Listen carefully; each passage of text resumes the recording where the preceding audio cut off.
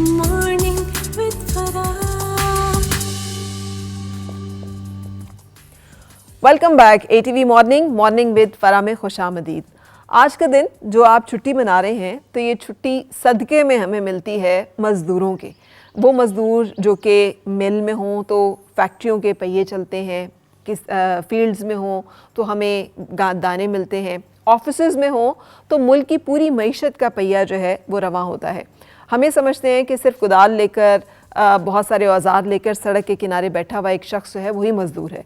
हालांकि हम सब मज़दूर हैं, हम सब जो काम पेशा अख्तियार किए हुए हैं और उसमें एक मुलाजमत है हमारी और किसी ने हमें एम्प्लॉय किया हुआ है और उसके तहत हमारे क्या राइट्स हैं। आज का दिन मेरा ख़्याल है कि हमें अपने हकूक़ को पहचानना भी चाहिए और उन्हें मांगने का जिसे कहना चाहिए हौसला या सलीका भी आना चाहिए। हमें से अक्सर को नहीं मालूम होता कि अगर हमारे साथ ज़्यादती हो रही है तो हमें कहाँ जाना है। आज का ये सेशन जो है हमने इसीलिए ऑर्गेनाइज़ किया है ताकि आप लोग छुट्टी के साथ साथ इन तमाम चीज़ों के बारे में भी जान सकें। मेरे साथ ज़हूर ऐवान साहब मौजूद हैं, मेंबर हैं International Labour Organization governing body और रहनुमा पाकिस्तान वर्कर्स फेडरेशन। अस्सलाम वालेकुम, खुश आमदीद। मेरे साथ तैयबा अब्बासी साहिबा मौजूद हैं, एडवोकेट सुप्रीम कोर्ट हैं और लेबर लॉ एक्सपर्ट हैं। अस्सलाम वालेकुम तैयबा, कैसी हैं आप? बिल्कुल ठीक ठाक। टू स्टार्ट विद मुझे ये बताइए कि हमने अभी ओपनिंग में मैं बात कर रही थी कि दुनिया जो है अब मज़दूरों के हकूक़ के बारे में बात करती है या आज के दिन छुट्टी देने का मतलब भी यही है। हम छुट्टी तो मना लेते हैं लेकिन मुझे लगता नहीं कि हमारे यहाँ लेबर लॉज एग्जिस्ट करते हैं। आपको लगता है हमारे कवानीन जो है उसमें लेबर लॉ फ्रेंडली है? इतना अनफॉर्चुनेट है। देखें कि आप जैसे अगर पढ़ी लिखी ख़वातीन भी मुझसे सवाल कर रही हैं कि एग्जिस्ट करते हैं या नहीं, तो सोचें उन लेबर्स का जो वाकई लेबर्स हैं उनका क्या हालात होंगे, जो इतने पढ़े लिखे नहीं होते, जो मैट्रिक फेल 7th पास होते हैं।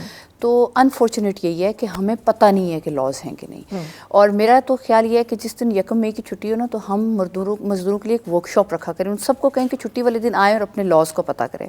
पाकिस्तान में लॉज मौजूद हैं, पाकिस्तान में लॉज 68 से मौजूद हैं और बाकायदा वर्कमैन एक्ट के तहत ऑर्डिनेंस 1968 का ऑर्डिनेंस है, स्टैंडिंग ऑर्डिनेंस, उसको हम स्टैंडिंग ऑर्डिनेंस कहते हैं, जो कि इंडस्ट्रियल एंड कमर्शियल जितने भी वर्कमैन थे जो फैक्ट्रीज़ में काम करते हैं, जो लेबर क्लास है, जो में काम करते हैं, सब जो वर्कमैन की डेफिनेशन में आते हैं, जो मैनेजरल पोस्ट से नीचे सब आते हैं वर्कमैन में, उन सब के लिए लॉज मौजूद हैं। सिर्फ प्रॉब्लम यही है कि हमारे यहाँ कुछ जानने का भी शायद हमें जस्तजू ख़त्म हो गई और सेकेंडली शायद हम ना हालात के रहमो करम पे चीज़ें छोड़ने के आदी भी हो गए। 68 के बाद से हमारे यहाँ डेवलप होते रहे लॉ, वर्कमैन कंपनसेशन एक्ट है, उसके बाद ये 1923 का लॉ है जो हमारे मुल्क में इनैक्टमेंट है जिसकी, और उसको हम चला रहे हैं। अभी अंग्रेज़ों के ज़माने का था लेकिन उसको चला रहे हैं। स्टैंडिंग ऑर्डर 1968 के बाद जब आया तो उसमें तो बहुत सारी चीज़ें एक्सप्लेन की गई। वर्कमैन कौन होता है, वो उसको अगर सैलरी नहीं मिलती तो कहाँ जाएगा, उसको सैलरी पाकिस्तान के जो स्टैंडर्ड लॉज हैं उनसे कम मिलेगी तो कहाँ जाएगा, उसको अगर सैलरी उसकी काट ली जाती है गलत तरीके से तो कहाँ जाएगा। अच्छा, फिर लॉ है जिसमें ये बताया कि ग्रेजुएटी क्या है, किस तरह मिलेगी, बेनोवलेंट फ़ंड कैसे मिलेगा, आपको अगर टर्मिनेशन ज़बरदस्ती कर दी जाती है, गलत कर दी जाती है, नोटिस नहीं दिया जाता तो फिर आपने कॉम्प्रिहेंसिव लॉ मौजूद है। ठीक है। सिर्फ रिक्वेस्ट यही है कि हमारे यहाँ नॉर्मली जिस तरह हमारे साथ आज एक और मेहमान बैठे हैं, बहुत सारे इस तरह वर्कर ऑर्गेनाइजेशंस के हेड्स हैं, उनको नॉर्मली पता होते हैं लॉज। सवाल सिर्फ ये है कि हमें जो चीज़ लैक कर रही होती है वो ये कि आप देखेंगे किसी भी आप फैक्ट्री ऑर्गेनाइजेशन में चले जाएँ वो लॉज को वहाँ लगाते नहीं हैं।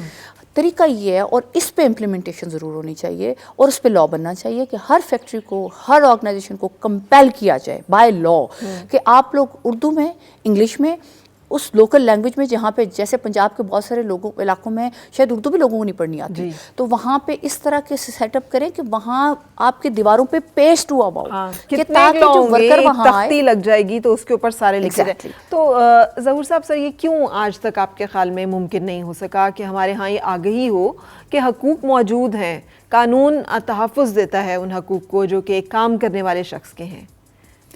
असल में जिस तरह अब्बासी साहिबा ने फरमाया, लेबर कानून ये इवन 1920 के बाद शुरू हो गए थे जी।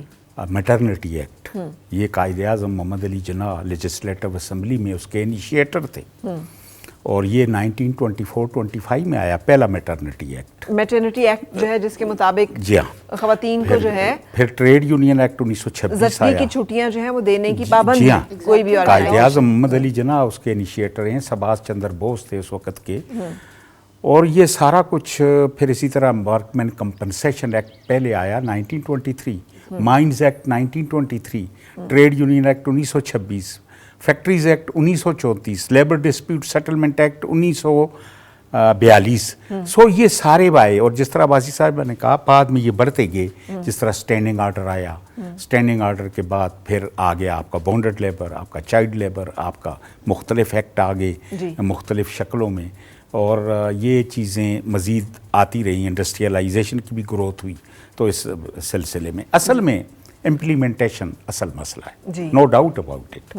जिस तरह इन्होंने भी कहा, बिल्कुल चीज़ें मौजूद हैं। दो चीज़ें हैं, नंबर वन ये है कि जिधर ट्रेड यूनियन हो तो वो तो लेबर लॉ पे कम अज़ कम अमल दरामद करके छोड़ती है, और अगर जिधर ट्रेड यूनियन ना हो और वो पाकिस्तान में सिर्फ यूनियनाइज वर्कफोर्स 5% या इससे कम है, इसका मतलब है 95%, और फिर इनफॉर्मल सेक्टर है, ऑलमोस्ट इंडिया में इस वक्त अराउंड 85% है, हमारे मुल्क में जो सरकारी फिगर है वो 75% है।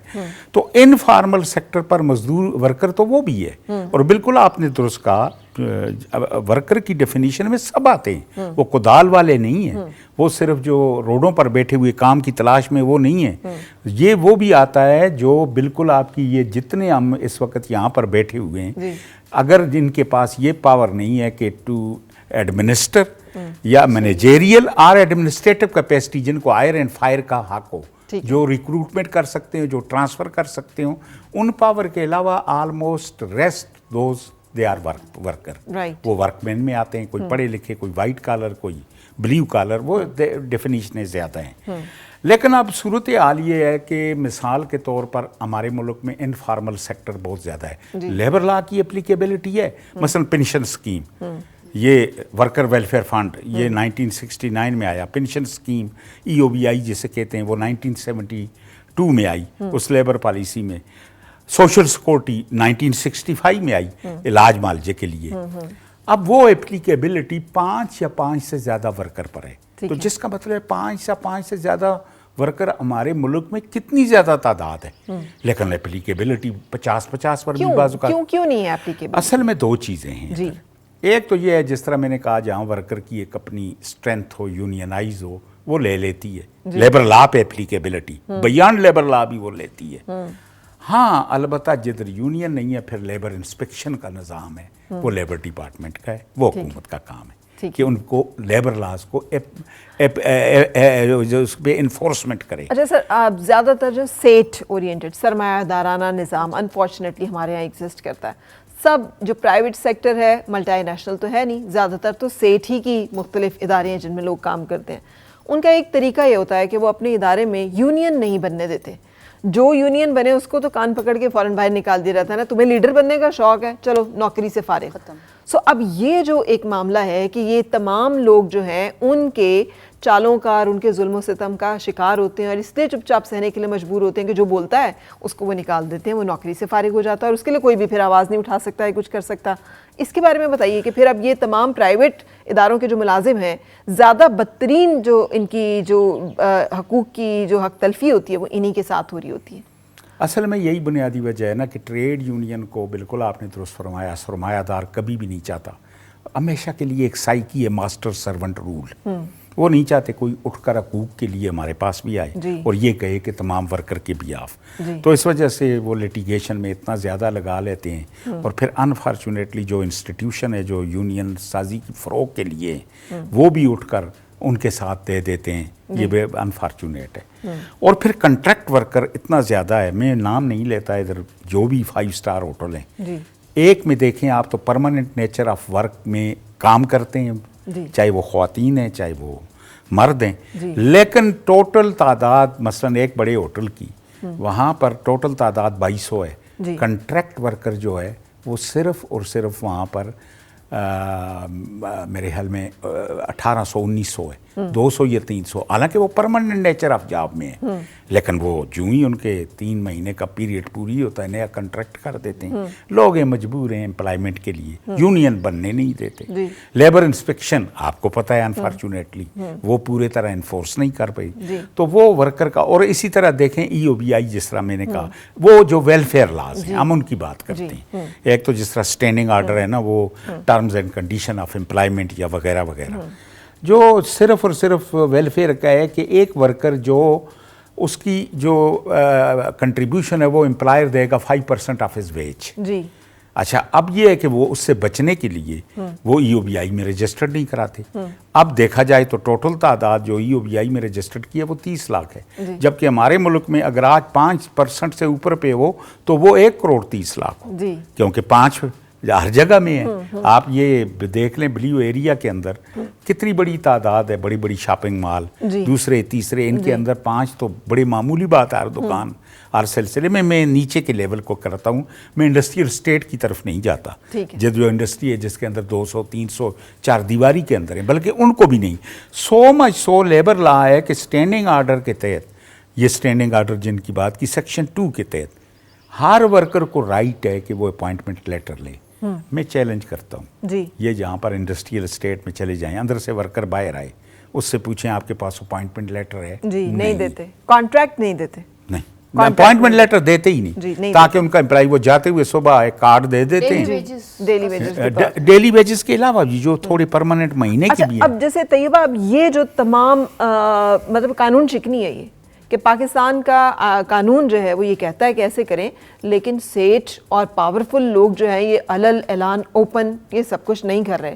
تو ان کی اکاؤنٹیبلٹی جو ہے یہ پھر ایک آدمی کر سکتا ہے کہ وہ وکیلوں کے پیسے بھی دے، وہ عدالتوں کے چکر بھی لگائے، وہ پیشیاں بھی بھگتے، وہ اپنی نوکری بھی کرے. نوکری میں کون اسے جانے دے گا کہ جاؤ بھائی تم جا کے تو عدالت کا کیس. وہ کیسے اس سارے وشیس سائیکل کو توڑے؟ دیکھیں اس میں سب سے پہلے میں تھوڑا سا بلیم اپنے بھائی کو دوں گی کہ انہوں نے نا یہ جو عہدیداران ہیں ان کا کام یہ ہے کہ یہ یونٹی کریٹ کریں، چاہے وہ دکاندار کے آگے اگر 5 امپلائی ہیں یا 201 انڈسٹری میں امپلائی ہے. دیکھیں نا جب تک یہ سیٹ اپ یہ لوگ نہیں کریں گے اور ان لوگوں کو جا کے یہ نہیں بتائیں گے کہ آپ کے پاس یہ رائٹس ہیں. پہلے تو دیکھیں رائٹس بتانے ہیں نا، جب ان کو رائٹس پتا ہوں گے تو انہیں پتا ہوگا نا میری وائلیشن ہوئی تو میں فلاں جگہ پہ جاؤں گا، اور ان کو یہ بتائیں کہ یہ آپ کے رائٹس ہیں اور اگر آپ کے ساتھ کوئی زیادتی کرتا ہے تو اپنے فلاں جگہ پہ جانا ہے، یہ وائلیشن ہوئی تو اپنے فلاں. ایک تو بیسک ان کو یہ چیزیں بتائیں تاکہ ان کے مالک کو یہ پتا ہو کہ میرے امپلائی کو یہ بات پتہ ہے، میں نے جس طرح اس کو غلط نکالا، سیلری کم دی، ڈیڈکشن کی، یا اس کو کانٹریکٹ نہ دیا، زبانی رکھا تو میرے یہ وائلیشنز ہوں گے، تو ان کو پتہ ہے. تو وہ پھر یہ ہوگا کہ کم از کم آپ ایک جنرل فنومنا کریٹ کریں گے. بیکاز دیکھیں یہ بات تو ایک دکاندار سے لے کے ایک انڈسٹریلسٹ کو پتہ ہے کہ بیک بون تو یہ مزدور ہے، کہ ایک دن اسٹرائک کر جائے تو میری تو پروڈکشن بند ہو جائے گی، میری دکان بند ہو جائے گی. سو ان لوگوں کی بہت بڑی فورس ہے، یہ ریئلائز کروانا ان لوگوں کو بہت ضروری ہے. اچھا یہ تو سر میں نے آبزرو کیا ہے، چونکہ میڈیا میں بھی اس طرح کی بہت ساری حق تلفیاں ہوتی ہیں کہ لوگوں کے پیسے نہیں دیے جاتے، اور عموماً کیمرہ مین آپ نے کیسے واقعات بھی سنے ہوں گے، اور ملازمت سے کھڑے پیروں فائر کر دیا، ڈاؤن سائز کر دیا، اور نہ کوئی کانٹریکٹس ہیں ان کے پاس نہ کچھ ہے. پھر ہوتا ہے کہ سنوائی نہیں ہوتی، کئی لوگ بیچارے مر گئے اس صدمے سے، معذور ہو گئے، ان کو فالج کے اٹیک ہو گئے. اور یہ میں میڈیا کی بات کر رہی ہوں جو کہ مورل ایک جسے کہتے ہیں پولیسنگ کا کام کرتا ہے. وہ کہتا ہے سیاستدان کرپٹ ہے، وہ بھی بندہ کرپٹ ہے، لیکن جو اندر ان کے اداروں کے ایک کرپشن جاری ہے اس کے بارے میں سوال نہیں ہوتا. وہاں پہ موڈس آپرینڈی یہ ہے کہ جو پریس کلب ہے، جیسے جرنلسٹ کی اگر ہے، انہوں نے پریس کلب کے جو نمائندے ہیں وہ چینل نے ملازم رکھ لینے ہیں، یا ان کے کوئی سفارشی جو ہیں انہوں نے ملازم رکھ لینے ہیں. میں پریس کلب میں ہوں کچھ تو میرا بھانجا، میرا بھتیجا، میرا بھائی، میرا فلاں جو ہے وہ فلاں چینل میں، وہ فلاں چینل میں، فلاں چینل میں بولے گا ہی نہیں اس کے وہ میں بولوں گا ہی کیوں؟ میں اس سیٹ کے خلاف کیوں بولوں گا؟ وہاں اس سے تو میں نے فائدہ لیا ہوا ہے. تو یہ میں ایک آپ کو بات بتا رہی ہوں ایک ایسپیکٹ کی.